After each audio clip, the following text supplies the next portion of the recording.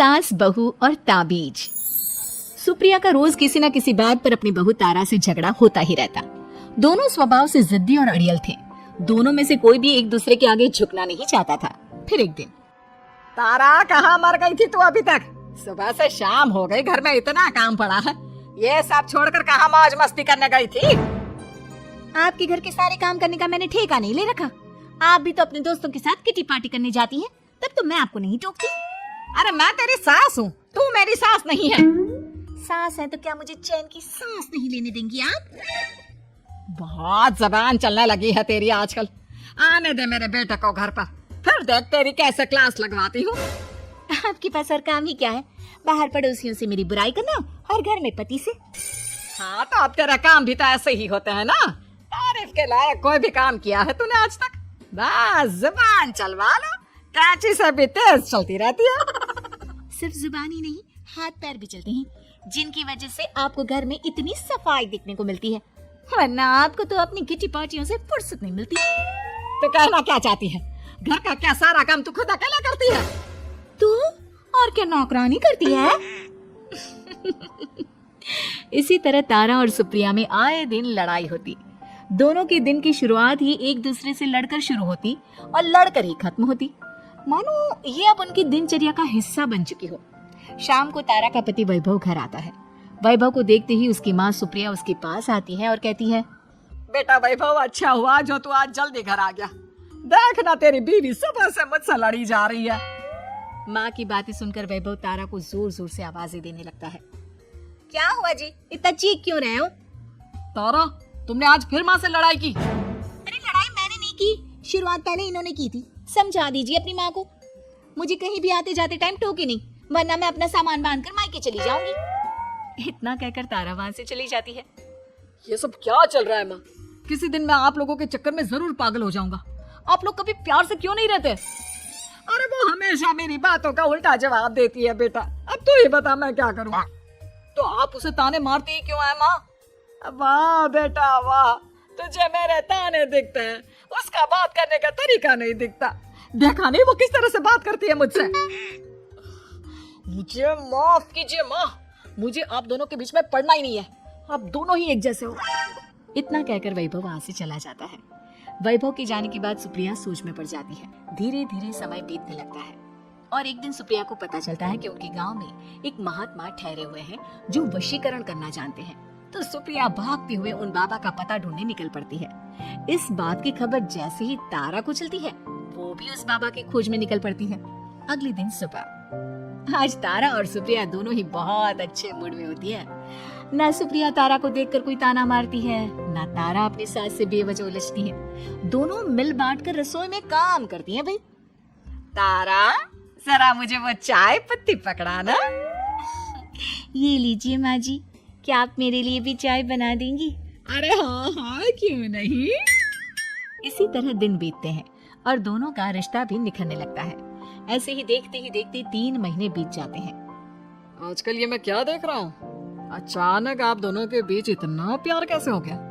एक दिन था जब कभी माँ आप तारा को ताने देते देते नहीं थकती थी, और तारा तुम पहले तो कितना उलझती थी माँ से, तो अब ये अचानक क्या हो गया आप दोनों को? अरे यह सब तो एक बाबा का कमाल है, जिसने मुझे ये ताबीज दिया था। सुप्रिया के हाथ में बंधा ताबीज देखकर तारा चौंक जाती है। ये ताबीज तो उस बाबा ने मुझे भी दिया था, आपको अपने वश में करने के लिए। इसका मतलब तू भी उस बाबा से मिलने गई थी? आपकी हरकतों की वजह से ही मुझे जाना पड़ा था। ये सब क्या चल रहा है? मुझे तो आप लोगों की कोई भी बात समझ में नहीं आ रही। सुप्रिया वैभव को सारी बात बताते हुए कहती है, अरे जैसे ही मुझे पता चला कि हमारे गांव में जाने माने तांत्रिक बाबा आए हुए हैं जो वशीकरण करना जानते हैं, तो मैं बिना देरी किए उनके पास चली गई और बहू को अपने वश में करने की इच्छा उनके सामने रखी, जिससे ये मेरी हर बात माने। बाबा, मैं अपनी बहू से बहुत दुखी हो चुकी हूँ, वो मेरी एक बात नहीं मानती। आप कुछ ऐसा कीजिए बाबा जिससे मेरी बहू मेरी हर बात मानने लगे। पहले आप मुझे अच्छे से बताइए, आपको अपनी बहू से आखिर परेशानी क्या है? बाबा वो मुझसे कभी प्यार से बात नहीं करती, मैं उसे एक बात सुनाती हूँ तो वो पलट कर 4 बातें सुनाती है। आप कुछ ऐसा कीजिए ना जिससे मेरी बहू सारी बातें मानने लगे। बाबा सुप्रिया की बातों को ध्यान से सुनते हैं और उसके बाद सुप्रिया को एक काले रंग का ताबीज देते हुए कहते हैं, ये ताबीज तुम्हें अपने गले में पहनना है और जब तक मैं ना कहूँ तब तक इसे उतारना मत। तो क्या इस ताबीज की मदद से मेरी बहू मेरे वश में हो जाएगी? सिर्फ वश में ही नहीं, इस ताबीज के कारण तुम्हारी बहू तुम्हारे आगे पीछे भी घूमने लगेगी। लेकिन बस तुम्हें कुछ काम करने होंगे। कैसा काम बाबा जी? तुम्हें अपनी जुबान पर काबू रखना होगा। उससे जो भी काम करवाना हो हमेशा प्यार से बात करनी होगी। धीरे धीरे वो तुम्हारी मुट्ठी में आ जाएगी। अरे ठीक है बाबा जी, जैसा आप कहेंगे ठीक मैं वैसा ही करूंगी। तारा ये सब सुनकर चौंक जाती है। ऐसा ही कुछ तो मेरे साथ भी हुआ था जब मैं उस बाबा से मिलने गई थी। बाबा जी, मैं अपनी सास से बहुत तंग आ चुकी हूँ। वो हर रोज किसी न किसी बहाने मुझसे लड़ती रहती है। आप प्लीज कुछ ऐसा करिए ना जिससे मेरी सास सुधर जाए और मुझे बेवजह टोकना बंद कर दे। तारा की ये बातें सुनकर पहले तो बाबा सोच में पड़ जाते हैं। उसके बाद वो तारा को भी काले रंग का ताबीज पकड़ाते हुए कहते हैं, ये लो बिटिया, इसे अपने गले में पहन लो और जब तक मैं तुम्हें इसे उतारने के लिए ना बोलूं तब तक इसे उतारना नहीं। इस ताबीज को पहनने से तुम्हारी सास तुमसे प्यार करने लगेगी और दिन रात तुम्हारे आगे पीछे घूमेगी। ये सुनकर तारा बेहद खुश हो जाती है। बाबा, इस ताबीज का असर कब तक होगा? अगर तुमने मेरी सारी बातें मानी तो इस ताबीज का असर तुम्हें 2 दिन बाद ही दिखने लगेगा। उसके लिए सबसे पहले तुम्हें अपनी सास को इज्जत देनी होगी, उनके साथ प्यार से बर्ताव करना होगा और अगर कोई भी काम भी करवाना हो तो प्यार से ही बात करनी होगी। फिर देखना वो कैसे तुम्हारे इशारों पर नाचती है। ठीक है बाबा जी, जैसा आपने कहा है मैं ठीक वैसा ही करूंगी। इसका मतलब उस बाबा ने हम दोनों को एक जैसे ताबीज देकर पागल बना दिया। जरूर कोई ढोंगी बाबा होगा।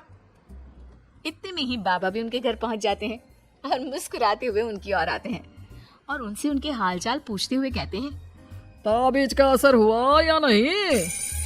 बाबा जी, आपने हमें एक ही जैसा ताबीज देकर पागल बनाया है। ऐसा कैसे? ताबीज ने अपना काम तो पूरा ही किया है। आप दोनों को देखकर लगता तो नहीं कि अब भी आप लोगों के बीच कोई खटपट है? खटपट तो नहीं है बाबा जी। अब तो मेरी बहू मेरी हर छोटी बड़ी जरूरतों का ख्याल रखती है, मेरी सेवा करती है। हाँ, वैसे अब तो मम्मी जी मुझे ताने भी नहीं देती और ना ही कहीं आने जाने में टोकती हैं। जानते हो ये सब कैसे संभव हुआ? कैसे बाबा जी? यह सब तुम दोनों के कारण ही संभव हुआ है। मैंने जो ताबीज दिया था वो सिर्फ एक धागा ही था। ये चमत्कार तो तुम दोनों ने अपनी जुबान पर संयम रखकर प्यार और संयम के साथ काम करके किया है। बिटिया, कुछ कमी तुम्हारे अंदर थी तो कुछ कमी तुम्हारे सास के अंदर थी। इसीलिए तुम दोनों को सुधारने और तुम्हारी गलती का एहसास कराने का यही एक रास्ता था। बाबा की ये सारी बातें सुनकर सुप्रिया और तारा एक दूसरे की ओर देखने लगते हैं। अब उन दोनों को अपनी गलती का एहसास होता है। शायद आप सही कह रहे हैं बाबा। मैंने कभी अपनी बहू को समझने की कोशिश ही नहीं की। मैंने भी तो कभी आपकी उम्र और ओहदे का लिहाज नहीं किया और जो जब मन में आया बोलती चली गई। हो सके तो मुझे माफ कर देना मम्मी जी। चलो फिर अगर सब ठीक ही हो गया है तो बाबा जी अब आप भी वापस अर्जुन बन जाइए। वैभव की बात पर बाबा अपनी नकली दाढ़ी हटाते हैं तो उसे देखकर सास बहू हैरान रह जाती हैं। अरे अर्जुन भैया, आप? हाँ भाभी, आप दोनों के रोज रोज वाले झगड़ों से परेशान होकर एक दिन मेरे इस दोस्त ने एक प्लान बनाया और मेरी मदद मांगी, तो मैं इनकार कैसे कर सकता था। और देखिए आज उसका नतीजा हम सबके सामने है। सब जोर जोर से हंसने लगते हैं।